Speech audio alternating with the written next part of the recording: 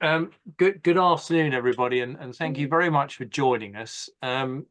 This is an exhibit I first had properly drawn to my attention in Wuhan in 2019, when we were looking at all kinds of exhibits, and there was a whisper going around all the jury saying, you really must go and have a look at this one.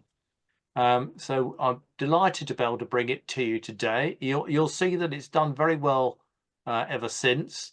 And those of you who are really astute will have thought, but you should have seen it in Stockholm. Well, I'm sorry, it was one I missed in Stockholm, but I've looked at it 2 or 3 times since, including in Liberec, where it triumphed. So I'm sure you're in for a treat of postal history this afternoon. And over to you, Terry.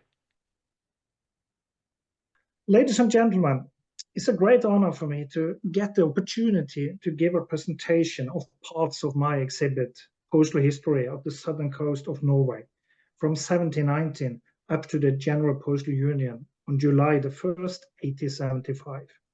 I want to emphasize routes and especially international mail to and from the southern coast of Norway. It's not possible to give a full presentation of every item in the exhibit, but I have selected covers to tell the postal history of the southern coast up to 1855, and major part of Norwegian postal history in general. I'm going to emphasize international mail. The common line of the exhibit is always International Postal Conventions. I've also done a lot of research in this field, and I believe this is the main reason for my results at international exhibitions the last years. I will start to talk about what the Norwegian Western Mail route is and the southern part of this route. I will also explain the Norwegian postage currencies used up to the first Norwegian stamp was issued in 1855, and a uniform rate of 4 shilling was introduced in Norway. I will then talk about the postal route to Copenhagen, through Sweden and to Hamburg. Then the postal consequences of the Napoleonic Wars, as well as the establishment of the first regular Norwegian routes to foreign countries at sea. The Norwegian coastline is the second longest after Canada. It runs from the Swedish to the Russian border. The population in Norway grew from 724,000 in 1769 to 1 million in 1855.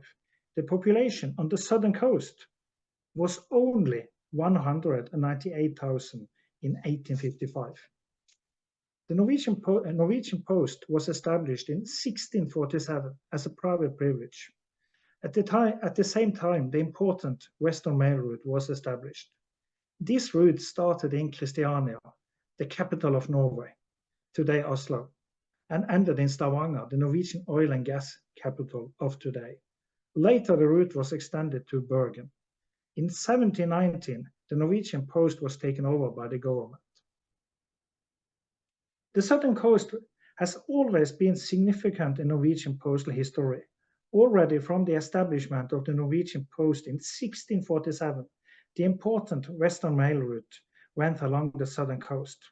The southern coast route started in Brevik, a very important mail handling post office in earlier times, and then further to Flekkefjord, the end of the southern coast. On the southern coast, commercial trade included fish and lumber export, ironwork, and not at least shipping. In 1807, Arendal on the southern coast had grown to Norway's second largest maritime city after Bergen. From 1840s, Arendal was the largest maritime city in Norway, as well as the richest. In 1812, Bergen Post Office, the second largest city in Norway, had the highest revenue in the country. Kristiansand, the most important post office on the southern coast, had the second largest revenue in Norway. Number 3 on the list, Christiania Post Office, the capital of Norway and the largest city. Later, Christiania grew to the largest post office in Norway. Number 6 and 7 of the most important offices in Norway are Brevik and Arendal on the southern coast. This cover is from 1725 to Kragerø on the southern coast. On the reverse, unpaid rate, 5 Danish shilling. Danish shilling was the postage currency in Norway from 1647 to 1743. The domestic postage was calculated based on distance. From 1849, the Norwegian postal system was divided into two rounds. Round 1 up to 10 Norwegian miles and round 2 more than 10 Norwegian miles. A Norwegian mile was 11,295 meters. This cover is one of the earliest recorded Norwegian non-official covers and the earliest related to the southern coast. At this time, Norway was a very poor country. Norway had extremely limited mail correspondence compared to Sweden and Denmark. There are only recorded two Norwegian covers from the 17th century in private hands. The first recorded Norwegian cover is unpaid from 1684.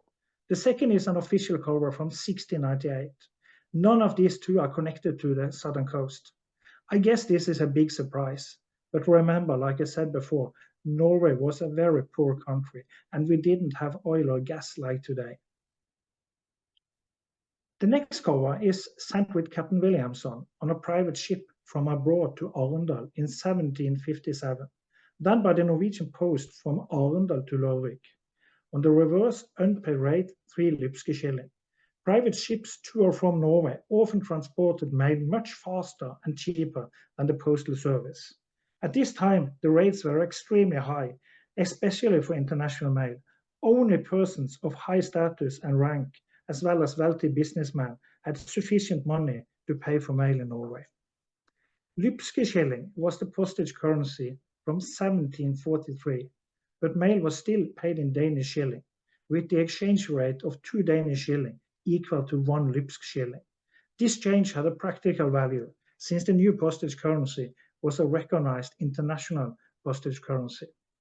Up to the beginning of 1814, Norway was under Danish governance and the Norwegian postal system was part of the Danish. This is a postal list from Brevik to Kragerø in the main postal route on the southern coast. Only one money letter to Kragerø this day in 1811. According to the regulations, bill number 6 on the money letter and on the postal list. Money letters were always in separate mail bags in Norway. This is the earliest recorded Norwegian postal list in private hands. From November the 4th, 1814, Norway and Sweden were united, but Norway was not part of the Swedish postal system. This cover is from before the Union and from Kristiansand in 1776, carried along the western route to Christiania, then to Stockholm via Fredrikshall and Strømstad. Fredrikshall post office, close to the Swedish border, was the Norwegian exchange office with the Swedish exchange office in Strømstad. In the upper right corner, as usual, bill number in Strømstad, in this case bill number 2. From 1839, the Norwegian exchange office was moved to Svinesund. This is the earliest recorded cover connected to Sweden with the Norwegian post. There is also recorded an item from 1712, but that is a military cover, not sent through the Norwegian post to the Swedish border. According to the regulations, prepayment to the border was required for mail to Sweden, as endorsed on the front, Franco Fredrikshall. 8 Lipske shilling was the prepaid rate from Kristiansand to the Swedish border. Unpaid rate, 12 øre in Swedish currency on the front of the cover. This is equal to 8 øre in Swedish postage from Strømstad to Stockholm and 4 øre in extra fee for all foreign mail to and from Sweden. This is an early Norwegian money letter from the 1780s. The cover is from Skien with the postal seal King Christian VII, carried along the local route to Brevik and then to Christiania in the western mail route, conveyed under the Convention of 1751 between Denmark, Norway and Sweden, in close mail from Christiania through Sweden to Copenhagen. Close mail are letters enclosed in bags or boxes sent from an exchange office in the first country to one in the second, without being opened on the way. On the reverse, 20 Lipske shilling to collect in Copenhagen. This is equal to 10 Lipske shilling in single rate from Skien to Copenhagen, an insurance fee of 10 Lipske shilling. This cover is from 1796 to Amsterdam, carried from Kristiansand to Christiania through Sweden in close mail to Copenhagen, then to Hamburg by Danish post under the Convention of 1751 between Denmark, Norway, and Sweden.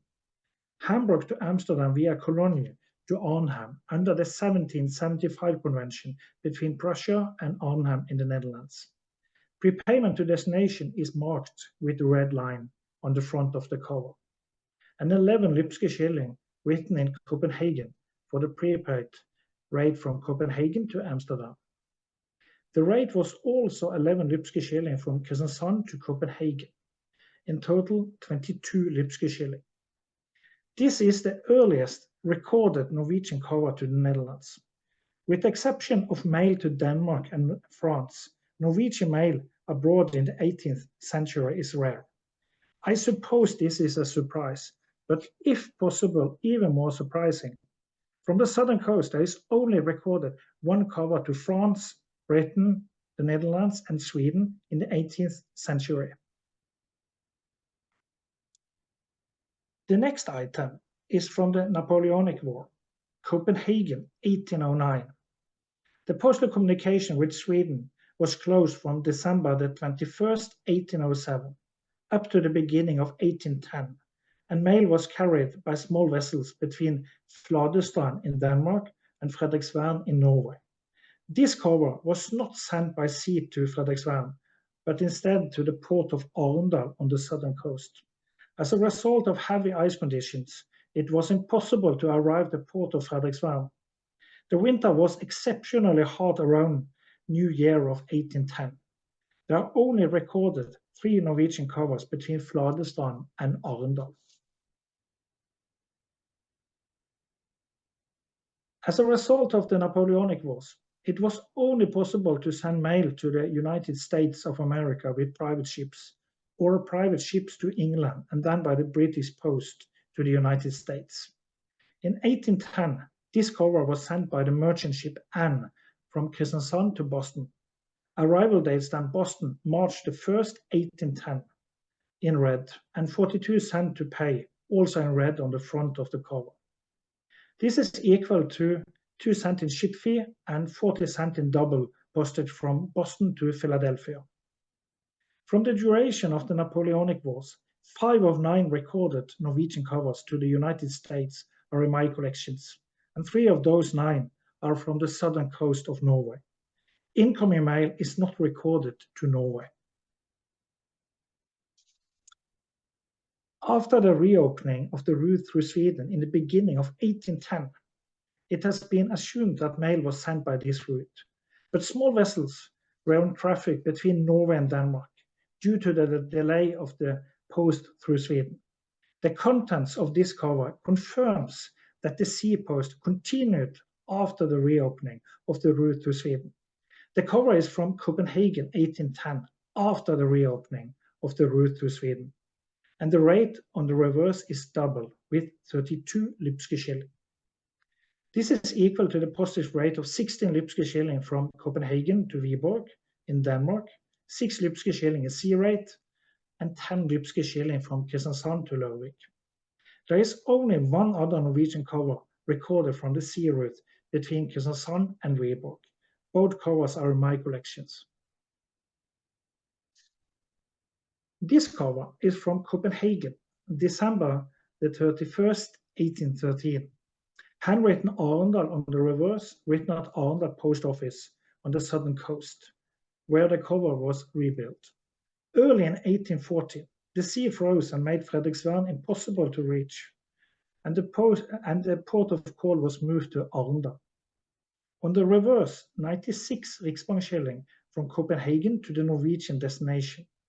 This has been crossed out due to the separation of Norway from Denmark in the beginning of 1814.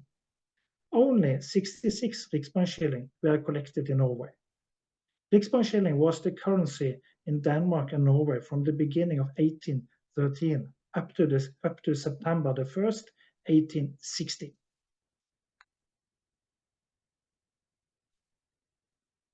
After Riksbankskilling and the establishment of the Bank of Norway in 1816, the new Norwegian currency was shilling specie from September the 1st, 1816. The sea route between Frederiksværn on the western route and Frederikshavn in Denmark was the first regular sea route abroad from Norway. The first sailing took place in June the 2nd, 1821. From the start, this was a year-round route. A serious accident in the winter made this into a summer route from 1824. April the 4th, 1827, the sea route was taken over by the steamship Prins Carl between Frederiksværn, Gothenburg, and Copenhagen. This was the first Norwegian steamship route abroad and marked with a red line on the map. In 1847, the port of call in Norway was moved to Christiania. From 1821 to 1826, the sea rate was 14 shilling. In 1827, the rate was increased to 16 shilling, then reduced to 8 shilling in 1848, and finally 5 shilling in 1852. This cover is from Amsterdam to Hamburg under the agreement of 1815 between the Netherlands and Hamburg, and then Hamburg to Norway under the 1820 convention between Denmark and Sweden-Norway. According to the agreement between the Netherlands and Hamburg, mail from the Netherlands to Scandinavian countries had to be prepaid to Hamburg, as postmark on the front of the cover, Franco Hamburg. 2 in red on the front is the prepaid German postage in Lübske shilling. On the reverse, 58 shilling in Norwegian shilling to collect in Flekkefjord on the southern coast. The Danish transit rate from the Danish post office in Hamburg to Frederikshavn was 35 Danish shilling. 35 Danish shilling is equal to 27 shilling in Norwegian currency. 14 shilling is sea rate from Frederikshavn to Frederiksværn, 16 shilling in Norwegian domestic postage, and 1 shilling in carrier fee. In total, 58 shilling to collect in Norway. I like calculations. The next cover is from Kristiansand in May 1828, and by the steamship Constitution to Frederiksværn, the first Norwegian steamship in domestic service from 1827. Then to Copenhagen by the steamship Prins Carl, and further to the Danish post office in Hamburg. Under the 1828 convention between Sweden, Norway, and Denmark, Hamburg to Belgium under the 1815 agreement between the Netherlands and Hamburg. At this time, Belgium was part of the Netherlands. This is the earliest Norwegian cover to Belgium by post. Only 5 Norwegian covers are recorded to Belgium up to 1855. According to the Convention of 1828, it was required with partly prepayment to Hamburg, as endorsed in the left corner, Franco Hamburg. In the upper right corner, 1.5 lod. 1 lod is 15.56 grams. 91 shilling is the prepaid postage from Kristiansand to Hamburg. The rate is calculated on the slide with 15 shilling in domestic Norwegian postage, 24 shilling in sea rate, and 52 shilling in Danish transit rate to Hamburg. In total, 91 shilling. The Danish transit rate to Hamburg was 58 Danish shilling, recalculated to 50.55 Norwegian shilling, rounded up to 52 Norwegian shilling, not 51 shilling. Nearest even number upwards was the rule at the time. I repeat, nearest even number upwards was the rule. Not 51 shilling, 52 shilling. On the front, also the unpaid rate of 65 centimes from Hamburg to Belgium.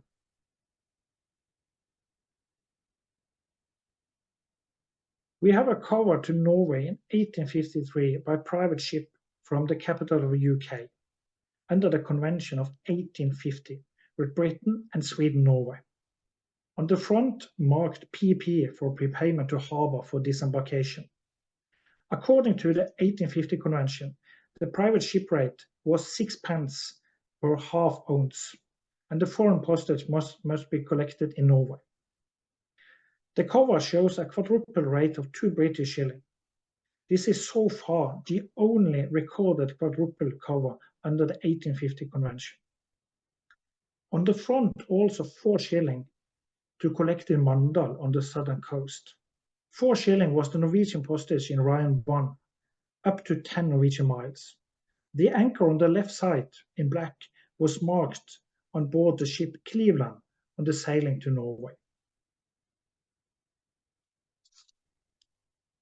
This cover is from Peru in 1854.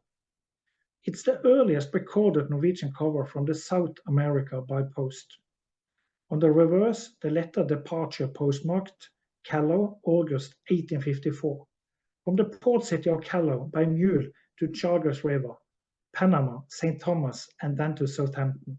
Ship further to Belgium, railway to Hamburg, and finally the steamship Viken from Kiel to the capital of Norway. This was the first Norwegian steamship route beyond Denmark. 1847 was the first sailing between Christiania and Kiel, and it was only a summer route. The winter route was still through Sweden. The unpaid rate is 92 Norwegian shilling in black ink on the front of the cover. British credit in black ink 2/4, the transatlantic rate of 2 English shilling, and transit fee of 4 pence. 27 in blue is the postage to Hamburg in silvergroschen by the Prussian post, including the Belgian and German transit rate of 3.5 silvergroschen. 27 silvergroschen was in Hamburg recalculated to 36 Lipske shilling. This in red on the front of the cover. This slide shows the exchange rate between silvergroschen, Lipske shilling, and Norwegian shilling. For example, 1 silvergroschen equal to 1.5 Lipske shilling, or 3 Norwegian shilling. 27 silvergroschen on the Peru cover is equal to 36 Lipske shilling, or 72 Norwegian shilling. In addition to 7 Norwegian shilling in Danish transit rate from Hamburg, 6 shilling in sea rate, also 6 shilling in Norwegian postage, and 1 shilling in carrier fee, in total 92 shilling to collect. I suppose everyone expects more calculation, and the last slide about this cover. 2 English shilling and 4 pence on the Peru cover, or 28 pence, is equal to 62 Norwegian shilling. 3.5 silvergroschen in Belgian and German transit rate is equal to 10 Norwegian shilling. At this time, German states were part of German-Austrian Postal Union. In addition to 20 Norwegian shilling and Norwegian postage, in total 92 shilling. And finally, for my American fellows, 92 Norwegian shilling is equal to 82 cents in American currency. I suppose this is enough about this cover. And the last cover. A British company obtained approval from the Norwegian government in 1851 to carry mail between Bergen, Kristiansand, and Hamburg. The route was extended to Trondheim in 1854. This was only a summer route. The steamship Glen Elben was used on the route in 1851, and other English ships in 1852. This cover is sent by Glen Elben from Bergen to Kristiansand. On the reverse, 8 shilling to collect in Kristiansand. This was the Norwegian postage in Rhine 2, more than 10 Norwegian miles. When the steamship Martello didn't show up for its first departure in April 1853, the Norwegian mail privilege was cancelled. The only ship in 1853 in the Hamburg line was the Norwegian steamship Bergen. But that is another story. I hope everyone has enjoyed my presentation. So, ladies and gentlemen, any questions? Well, thank you, Terry.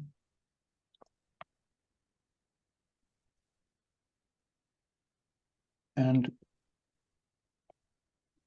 I'm just seeing whether we got any questions.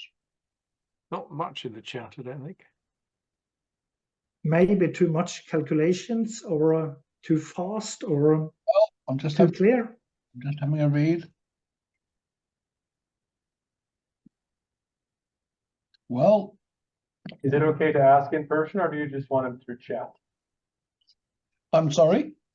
Can I ask in person, or do you want it just through chat? Of course you may ask the question because we haven't got any in the chat. So yes, what's your question? Thank you. Terje, thanks for a very impressive presentation. I'm a very modest Norway collector in comparison to you, but I recently picked up a Kragerø cover from 1796. Yes. And I was very surprised to how cheap I got it compared to some of the, philatelic covers I get. And are pre-philatelic covers generally not as, demanding as high prices as the philatelic covers? Please repeat the questions. So pre-philatelic covers without stamps, Yes. are there fewer people competing for those? Because I felt I got a There are good deal on the one. few people, only a few people. But my Kragerø cover is the first recorded from the southern coast, and I have seen 4 cover before my cover, but not from the southern coast. Norwegian covers, 2 one from 1684, the other one from 1698, and I have another cover in my new exhibit from 1722 from Amsterdam to Trondheim. That's the first recorded cover, not to Denmark or Norway, outside Denmark, outside the Norwegian Danish postal system. And I've also seen 1 or 2 other covers before this Kragerø cover. Fantastic. Will we see you at Nordea in Langesund in May? No, it's not possible for me to be at Nordea because I have a Grand Prix from 2 years ago, 1.5 years ago, European Grand Prix. Oh, nice. Thank you. But are you coming to Norway? Yes, I am. That's Yep. good. We Spend all my see you summers in Kragerø, so I wouldn't want to miss Okay. Langesund.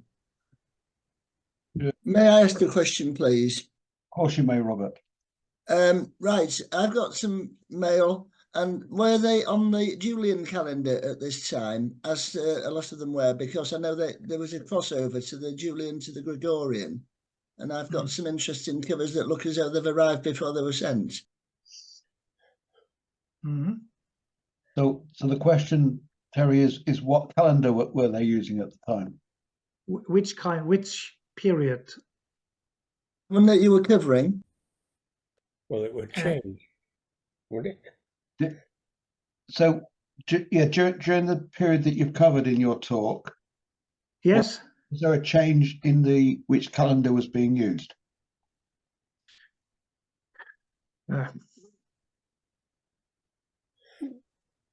When did we change in the UK, Robert? I just can't remember off the cuff, but You're expecting somebody else to. I didn't have answer on everything. Sorry. Okay. I think it wasn't until the early 1900s. I think that the stuff we've been looking at was a lot earlier. oh, it than was, that. yes. I just wondered when they changed everything. We changed the calendar in this country. It was about 1400, wasn't it? No. Yes. No, Because I know when they changed it, didn't we lose a week somewhere, and there was great uproar amongst the public. 1752. There you are. Mr. Thank you. Google has the answer to everything. Oh right, No, okay, later than I 1752. I thought. thought it was. We Wasn't there a week lost or something, it was and the later than population were complaining that they'd never been born, and all sorts of things sort of happened.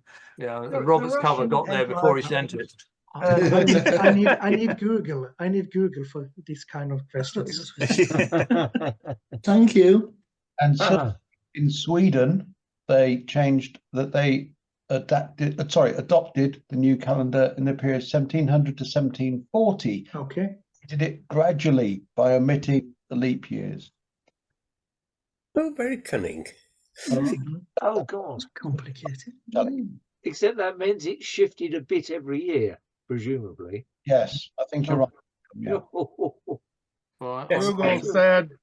Google said that Norway and Denmark did it on Sunday, 18th of February, 1700.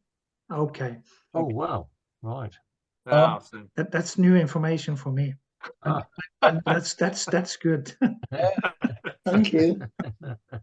I noticed that Ian Balcom's raised his hand. Ian, did you wish to make a point?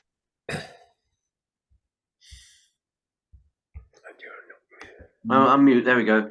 You very kindly calculated the rates, but I was wondering what sort of equivalents in pence were you talking about? What the units are in pence, just to get some sort of idea of how much it costs to send these. That's the reason why I do the start with pence and English shilling. Yeah.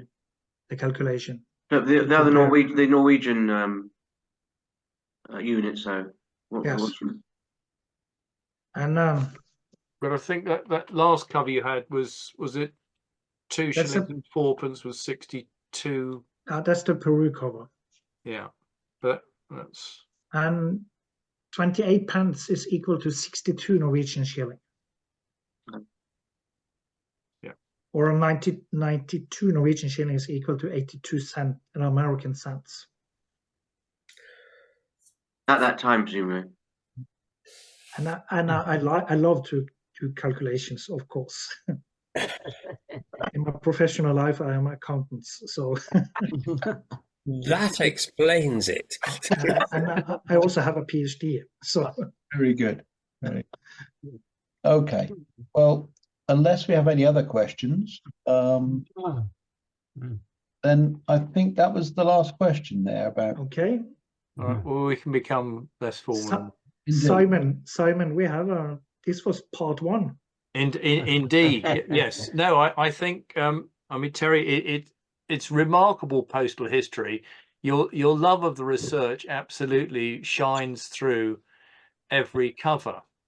And it also shows really how hard the postal clerks had to work to try to get that overseas mail right. I mean, you've got the different currencies, you've got actually the different weight scales. Who knew about a lot, or a Libska shilling for that matter? And then you've got this delightful Norwegian mile, which is really quite a distance at 11,205 meters. So 10 miles. That's getting you quite a way with your letter, and it's very easy, I think, when one's looking at any of these European postal history, you come across familiar terms, the shilling, the mile, but it meant something different in each country, and you really do need those tables, and even when you get them, they have a Gothic script, which makes them even harder to read. So it's an extraordinary job you've done, actually unraveling all these covers and actually showing that the clerks really did know what they were doing. It also shows, I think, why in part 2 we're in for quite a treat, because you have all the excitement of these rates and these quite large amounts that needed to be put on an envelope that now had to be paid in stamps.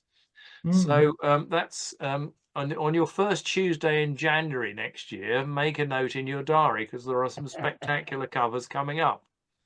But it's been a wonderful display, Terry. I hope everybody online appreciates why it is that all the postal history judges got quite so excited about the exhibit.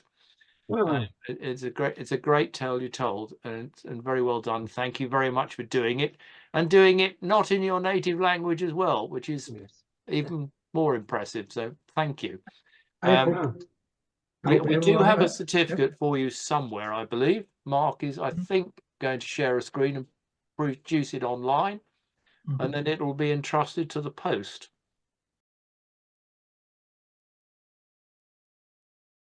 So, well, thank you very much. And with that, I think we can sort of formally close the meeting. And if anybody's, felt a little bit intimidated by the weights and the calculations and the routes, I know we've got 1 or 2 international postal history judges actually watching in, and I'm sure they will have valued the research, and also the rarity came out. So I'm sure we'd welcome any comments there.